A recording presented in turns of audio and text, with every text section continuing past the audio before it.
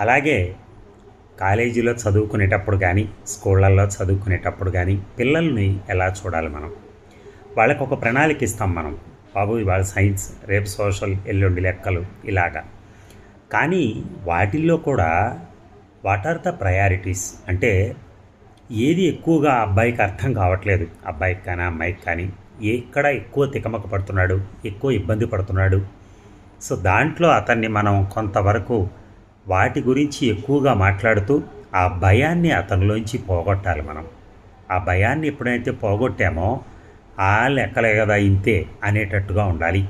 అలా ఉంటేనే ఎప్పుడైనా రేపు లెక్కలంటే ఎగ్జామ్ అంటే కూడా భయపడకుండా వెళ్తాడు. ఎందుకంటే మన ఇంటి దగ్గర ఎక్కువ ప్రాక్టీస్ చేయకపోవడం వల్ల ఏమవుతుందంటే ఆ లెక్కలు అనేది ఆ భయం అలా ఉండిపోతుంది.